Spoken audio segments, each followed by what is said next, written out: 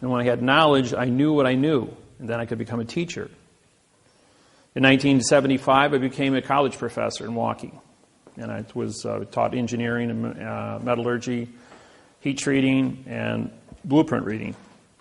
So I've been a teacher now 75, so going on 38 years.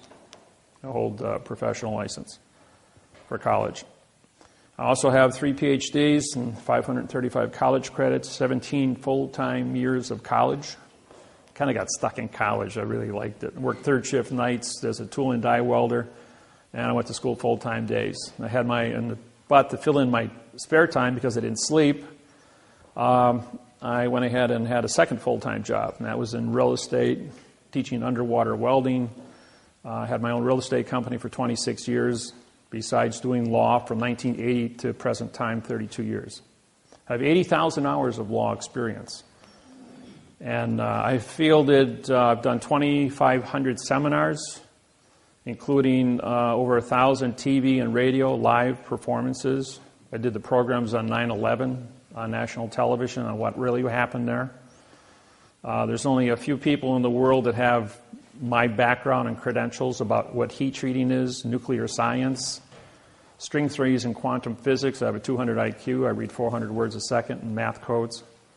It's something that's acquired art. You can give me an inch of paper and of documents, and I'll blow through it in about a minute. And I'll be able to tell you exactly about how many mistakes are in it and what to do about it. The program today is going to cover many different aspects. So I'm going to go through the parts of speech, which I wrote up here.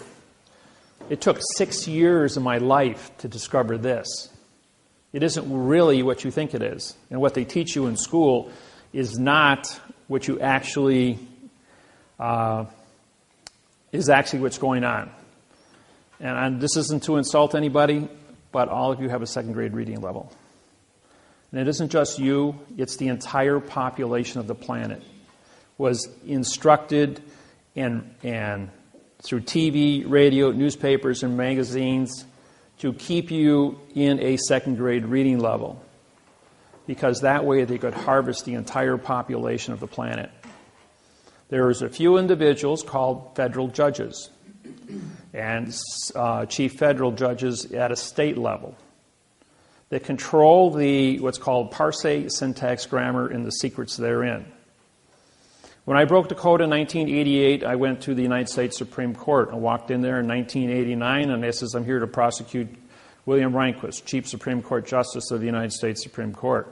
Immediately I was arrested for threatening the United States Supreme Court judge and taken into a closed room. Well, when we got down in that room, I had 6 marshals standing shoulder to shoulder surround me, and William Rehnquist came down from up in his chambers to see me, and I says, I have your signed confession for treason against the United States people. I says, I've used parsing, syntax, grammar against your opinion since you've been in office. He says, okay, guys, you can all leave now. Mr. Miller and I are going to sit in this closed room. You've already frisked him. He has no weapons. He doesn't seem to be of stature that can overpower me. And we're going to have a little discussion. So for the next 2.5 hours, William Rehnquist and I became very good friends. And until he died and I removed him from office in June of 2005, we were pretty good friends. I taught him syntax, the math interface on grammar, and he taught me all the secrets of the procedures of judges. But a lot of the things he taught me, he was in error of, because 2/3 of all the words were missing from the procedures by which he wanted to formulate answers. Now, believe it or not, we are all actors in a play that have been already written. All of you believe that you have a certain amount of choice to make in life. But the fact is, and I will do this later this afternoon when we get into some history programs, that we are on timetables that run on 7-year international, on domestic bankruptcies and 70-year international bankruptcies. These bankruptcies control the planet for the last 6,500 years in all countries.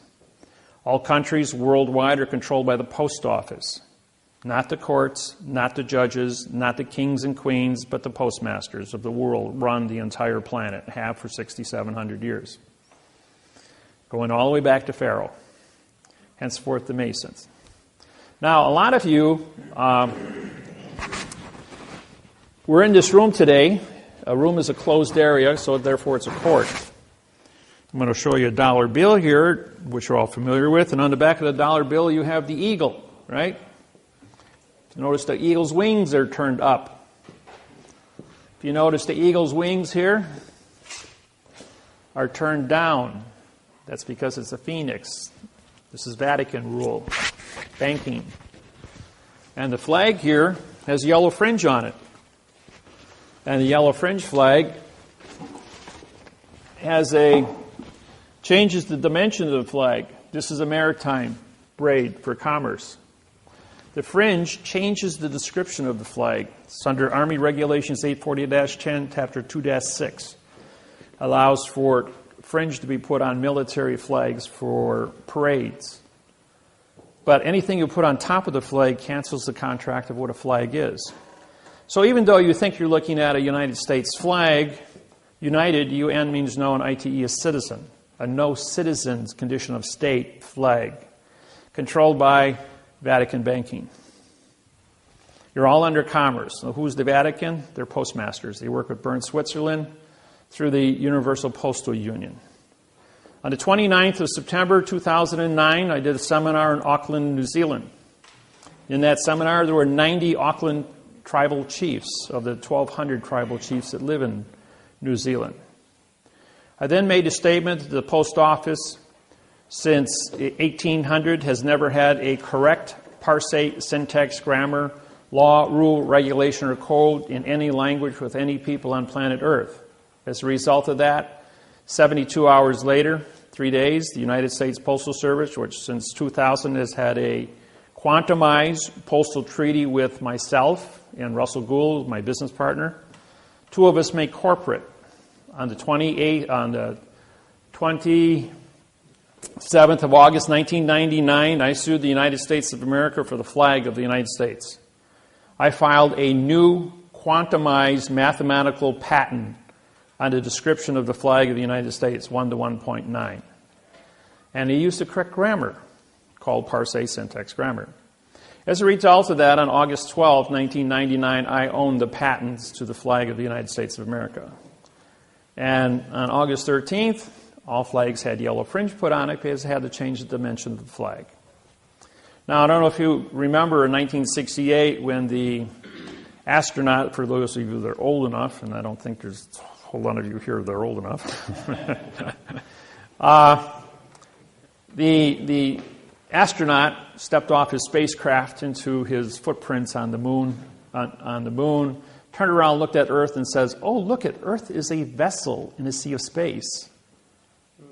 With that one single sentence, Earth is a vessel in a sea of space. That's maritime.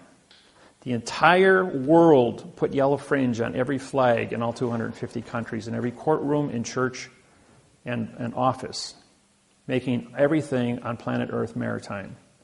Maritime is controlled by the DOT, Department of Transportation, which is controlled by the Postal Service worldwide, Bern, Switzerland.